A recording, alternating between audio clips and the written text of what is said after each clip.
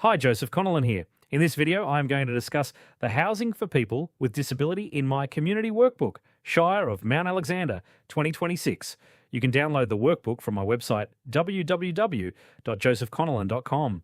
So welcome to Housing for People with Disability in my community, a workbook for the Shire of Mount Alexander. This is report number 3 in a pro bono series looking at how local communities can better understand and respond to the housing needs of people with disability. Workbook purpose. This workbook has one job: to give everyone in the community, residents, service providers and council, a shared picture of housing need and to point toward pathways that actually work.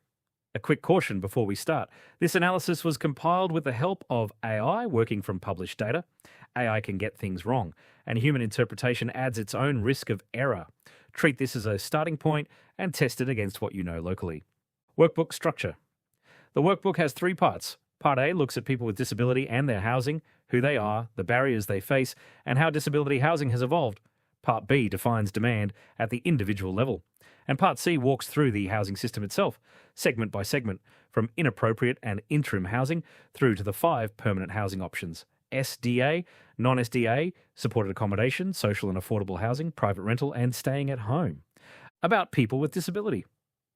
Around 20% of the population lives with disability, and 40% of that group is aged 65 or over. In the Shire of Mount Alexander, that plays out like this. Just over 20,000 people live in the council area. Of those, 1,083 need assistance with a core daily activity. 741 are active NDIS participants, and 489 are under 65 and need assistance according to ABS data. Some NDIS participants, it's worth noting, are also 65 or older.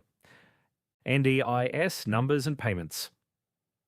There are 741 active NDIS participants in the Shire, with $13.4 million paid out of $22.5 million committed. People come to the NDIS with many different types of disability, and some have more than one, but funding is concentrated mainly among people with intellectual disability, psychosocial disability, and autism. 5 barriers to housing. Here's a key idea for the whole workbook. It's not the type of disability that creates a housing barrier. It's the functional impact. And good housing doesn't need to solve every barrier a person faces, just theirs. We group barriers into 5: accessible design, location, affordability, support, and tenancy, and property management. Once you identify a person's specific barriers, you can start finding others who share them and look for solutions that work for the group, not just the individual. Evolution of housing disability housing has been moving in one direction over decades, towards smaller groups, fewer people per dwelling, mixed developments, and a clearer separation between housing and support, with more choice of provider along the way. That progress is slow, uneven, and looks different from place to place. It's also getting more complex and more expensive. Worth noting, under these definitions, Haven Foundation, projects like Haven Castlemaine sit in the small institutions category, 7 to 19 people on an exclusive site.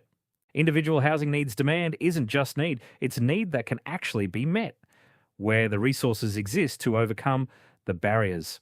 People with disability, their families, support coordinators, and support providers are the best sources of this information. And because people often share the same barriers, they can often follow the same pathways to a solution. This slide includes a sample survey structure, 5 barrier categories, each with a simple question and response options that communities can use to start capturing local need. The housing system. The housing system for people with disability is complex, segmented, opaque, and interconnected. Housing and support, like supported independent living, are separate services, but they need to work together. 5 permanent housing segments sit at the centre of the system, fed by interim and inappropriate housing arrangements. And the stakes are real. Nationally, 41,000 people require 24/7 support, making access to specialised housing critical. Feeder. Inappropriate housing. Some people with disability end up in housing that doesn't suit them, even when they have NDIS funding behind them. The good news is there are programs designed to help.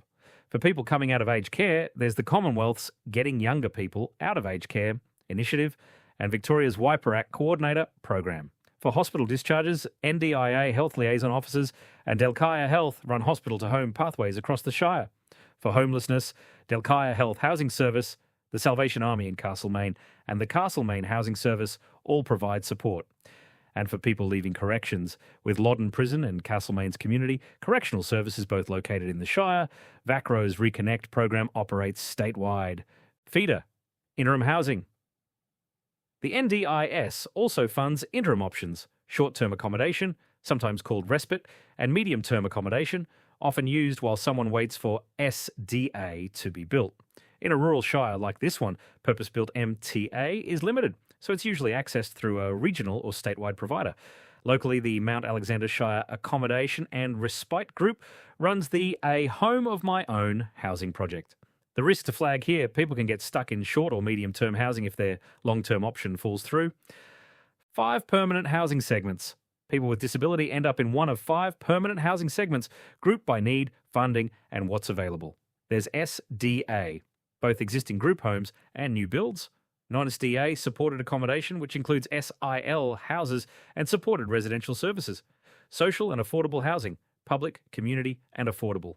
Private rental, which is often only affordable when shared. And home ownership, including shared ownership schemes. One important dynamic, when a need can't be met in one segment, it gets displaced into another. Specialist Disability Accommodation SDA is built for participants with significant functional impairment or complex needs. Nationally, the program is working to renew older stock and grow to 28,000 places.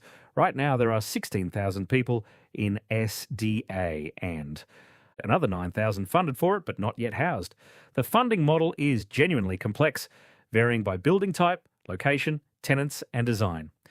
Most older SDA stock is larger. 4 or 5 places are classed as group homes, 6 or more as legacy builds, and most of it is fairly basic, much of it built with Victorian government funding. Where SDA funding goes unused, people are often placed in SIL houses instead. SDA in the local area. This data comes from a companion project, SDA in My Community, covering all 66 Victorian community areas from 2023 to 2026, focused here on the Heathcote, Castlemaine, Kinnerton region. The open question for this community: where are the 17 local people with unused SDA funding actually living right now? SDA providers, vacancies and developments. In the local government area, SDA vacancies listed on the Housing Hub come from just 2 providers, Care Choice and Community Housing Limited. No new SDA developments have been identified in the pipeline locally. That raises a practical question worth putting to the community. Could SDA stock that sat vacant for a long time be repurposed as lower return, non-SDA housing for people with disability, non-SDA supported accommodation? This category covers housing bundled with support, typically supported independent living, and it's often where people with unused SDA funding end up. It's largely unsubsidised and unregulated. In this local government area, no SIL houses or registered supported residential services have been identified. A supported residential service, or SRS, is privately operated accommodation providing board, lodging and personal support, registered and overseen by the Victorian Social Services Regulator, either for older people or for people with disability. And a property can, in some cases, be both a SIL house and an SRS, sometimes an unregistered one. Social and affordable housing. Social housing covers 2 types: public housing managed by government and community housing managed by registered not-for-profits. Rent is set at 25 to 30% of income plus full Commonwealth rent assistance where it applies. Access runs through the Victorian Housing Register. Locally, there are 240 social housing dwellings in the Shire, and the waitlist for 1-bedroom properties in the Castlemaine district runs to 390 people in the priority category, plus another 147 on the register of interest. Affordable housing sits alongside this, typically at 75% of market rent, but even that can be out of reach for someone on the disability support pension, even with rent assistance factored in. Social housing, Haven Castlemaine. Haven Castlemaine was developed by Haven Foundation and Mind and funded by Housing Victoria. It provides 14 one-bedroom apartments as long-term, affordable, secure social housing for adults living with mental health challenges. It's one of 14 Haven projects in development across the state, most funded through government housing programs. Private rental in the Shire is mostly managed by local real estate agents, and very little of the stock is accessibly designed. The affordability benchmark used here is 30% of the disability support pension plus full Commonwealth rent assistance, around $275 a week for a single person or $550 shared. which means sharing is usually necessary to make it work. Looking at what's actually available, no one-bedroom listings. Out of 2 were affordable, ranging from $310 to $350. 5 out of 5 two-bedroom listings were affordable, from $350 to $545. And 6 out of 8 three-bedroom listings were affordable, from $350 to $850. One option worth exploring locally: community organisations can sometimes head lease properties to secure access and pass on lower cost rent. At home living at home is the most common housing arrangement for people with disability, and the least visible. It includes many people living with ageing carers and options like granny flats. One idea for this community: small micro-villages of 4 or 5 units built on land in not-for-profit ownership using a retirement lease model. Possible next steps. So where to from here? On the project side, develop a community briefing paper and run a community discussion event. On people, identify and engage those with interest or expertise and work with people with disability, carers, families and support providers to properly document local barriers and need. And on solutions, identify the key information sources and contacts, both within and beyond the community, and consider forming a working group for each housing segment. Questions and comments. That's the workbook. The real value of this comes next. In the conversations, it starts locally. What questions does this raise for you? What have we got wrong or missed? Get in touch to keep the conversation going.